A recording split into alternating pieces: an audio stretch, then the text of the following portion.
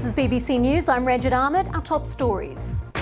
Taken to safety, Israel evacuates hundreds of Syria's White Helmets civil defence volunteers and their families to Jordan after an international request. 11 taxi drivers have been killed by gunmen in an ambush in South Africa. A woman is killed after hostages were taken inside a Los Angeles supermarket. Police have arrested a suspect.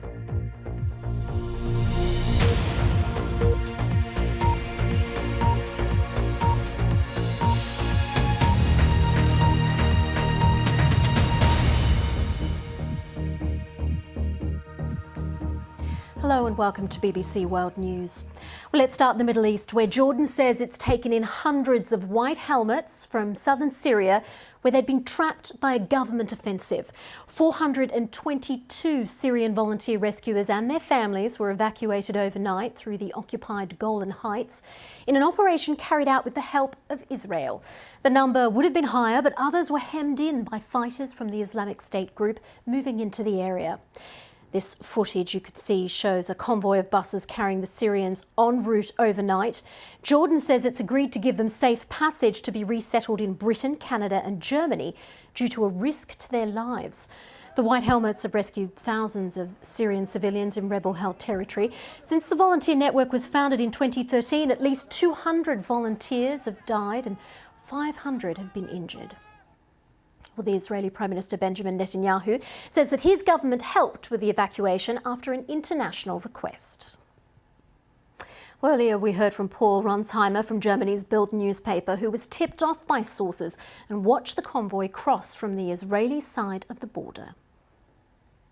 That was Paul Ronsheimer from Germany's Bild newspaper there. Well, with me is our Middle East regional editor, Alan Johnston. Alan, thank you very much for joining us. So, first of all, can you remind us why the White Helmets might have needed this kind of intervention and rescue?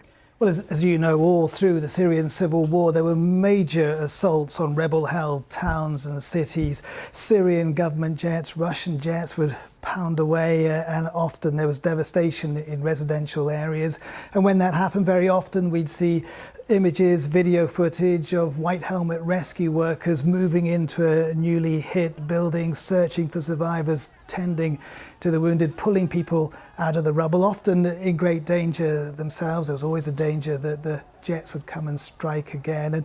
And for many people around the world, the White Helmets became the only heroes of the Syrian civil war. But the government and its supporters saw the White Helmet rescue workers in a very different light. Sometimes they would argue that these were stooges of the West, taking funding from the West. At other times they'd argue that these people were no different really from the jihadi type of fighters who often ran the areas where the White Helmets operated. So the White Helmets would be viewed in a very bad light indeed by the government. And we don't often hear about these sorts of rescues. Can you explain what happened, how Israel got them to Jordan? Well, this is something, you're right, we've never heard of anything quite like this, and no doubt we won't again. This was exceptional in every way. We've just heard that Mr. Netanyahu, the Israeli Prime Minister, approached personally by Mr. Trump and others in the West, senior figures, to try to get these White Helmets rescue workers and their families out of Syria.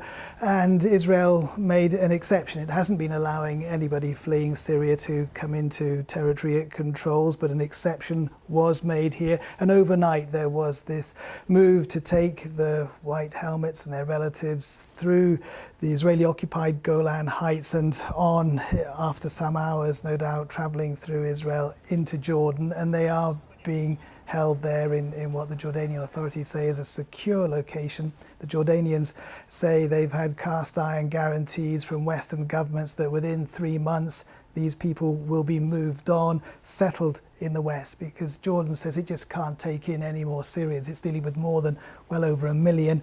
It's stretched to the limit. Its economy's on its knees, and it wants these people to move on. Just very briefly, are there more people that need to be rescued that are still in Syria? What we're seeing in southwestern Syria is the Syrian government reasserting its control in that area that was the cradle of the revolution, and there will be many people, I'm sure, who will fear that they fall under suspicion of the government as the government reasserts its control. All right.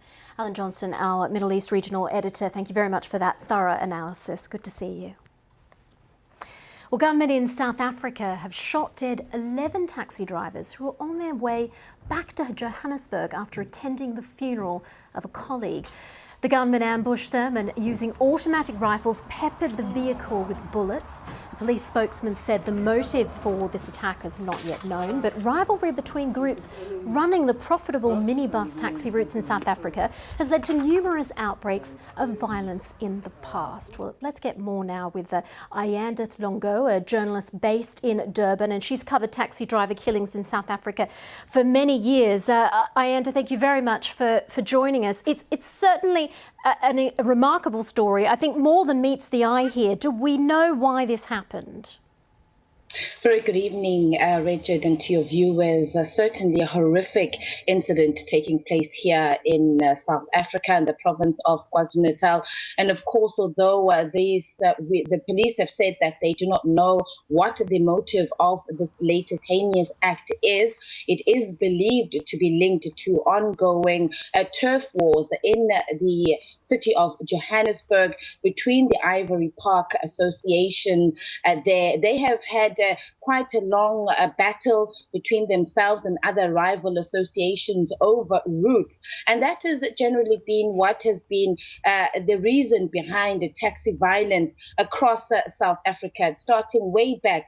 One can go back way back to the 1980s, where the taxis started operating in South Africa, and where we've seen wars in every single province in this country. What we've seen is that the reasoning behind that has always been a battle over routes. It's become a rather lucrative industry in South Africa. Taxis make up or carry about 60% of commuters, and that's over 14 million people in South Africa use the taxis as a means of transport. And so it's a multi-billion rand industry. There's been a number of concerns, of course, that it's been an industry that has been unregulated for many, many years. And as a result, now we've seen hundreds of people entering into the taxi industry. And it's really now the competition. There aren't enough, there's not enough space for all of them.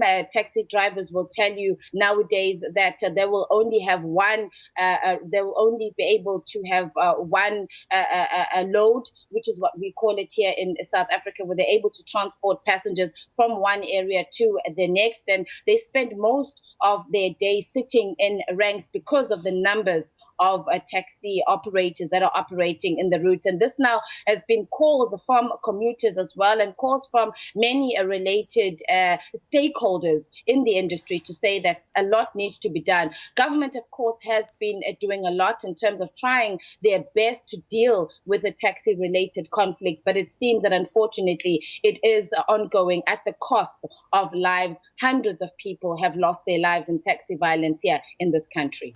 Right, Ayanda Tlongo from the South African Broadcasting Corporation, thank you very much for that. Well, let's get some of the day's other news now. The FBI has released its own documents which show that the Bureau believes a former Trump advisor was conspiring with Russia. Carter Page, who advised Donald Trump on foreign affairs during his election campaign, was put under FBI surveillance. He denies being a Russian agent. Mr. Trump called the documents part of a scam. The former French presidential security aide Alexandre Benalla has been formally placed under judicial investigation after he was caught on camera beating up a protester in May. Mr. Benalla was sacked on Friday, but the affair has sparked uproar, with President Macron accused of failing to act quickly enough. A memorial has been unveiled in Norway to commemorate the victims of the 2011 attacks in Oslo on the island of Utøya. The monument is made of glass from windows blown out of the bomb in Oslo exactly 7 years ago. It carries the names of all 77 people killed in the twin attacks by Anders Behring Breivik.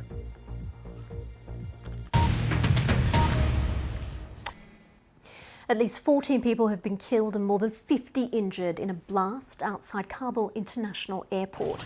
According to the Reuters news agency, Islamic State have said that they were behind the attack, in which a suicide bomber detonated an explosive device near the airport's main entrance, coinciding with the arrival of Afghan Vice President Abdul Rashid Dostum.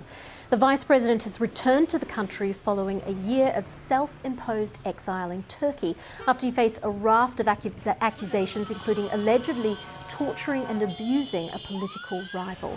The Uzbek leader and former warlord was unharmed in the attack and has been greeted by cheering supporters upon his return to the country's capital. Stay with us on BBC World News. Still to come. Locked in his body for well over a decade, but unable to communicate, the remarkable tale of how Martin Pistorius found a way out.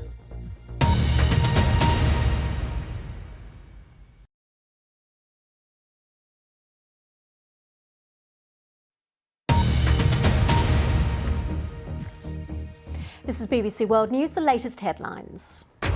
Israel evacuates hundreds of Syria's White Helmets civil defence volunteers and their families to Jordan. And a woman is killed after hostages were taken in a siege inside a supermarket in Los Angeles. Police say they've arrested a suspect.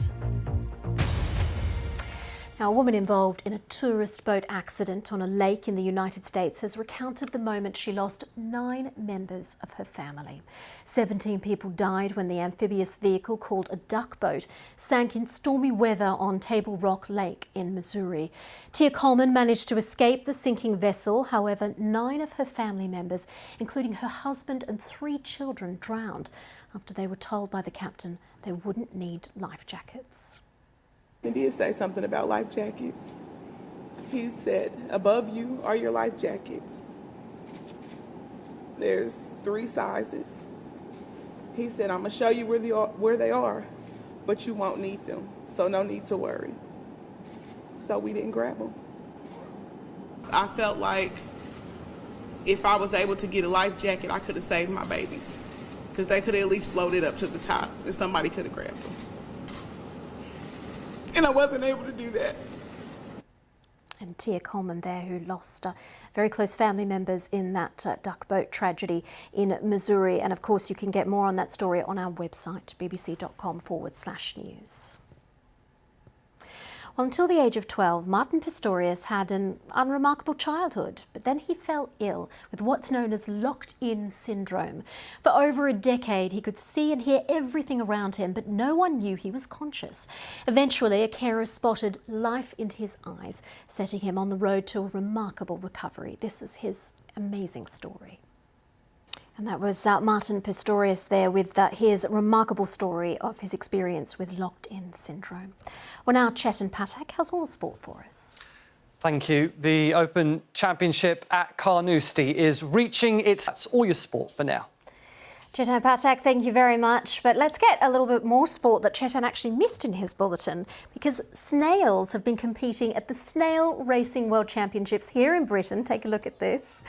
More than 150 snails slugged it out in the event in Norfolk over the weekend. After hearing the command, ready, steady, slow, I don't know if they actually heard it, but anyway, it looks like they did. The first snail to reach the middle rim among 3 circles on a cloth is declared the winner.